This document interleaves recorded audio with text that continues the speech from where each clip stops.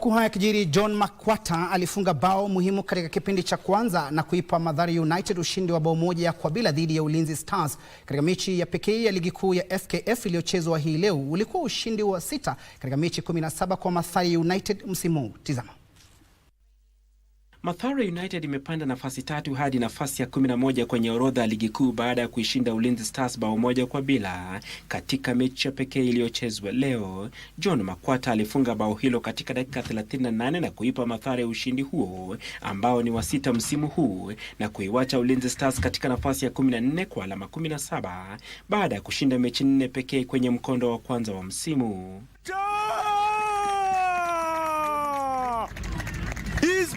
John Makwata, mlisema sifungi, nimejaa kwenye mfumo wake John Makwata.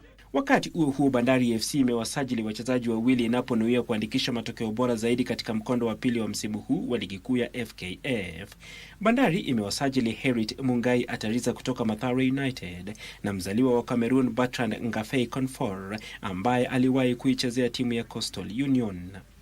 Na AFC Leopards itanuia kurejea kileleni pa ligi kuu itakapochuana na APS Bomet katika uwanja wa Nyayo katika mojawapo ya michuano ya kesho. Leopards ni ya pili ligini kwa alama 30 sawa na vinara Gor Mahia waliofunga bao 1 zaidi.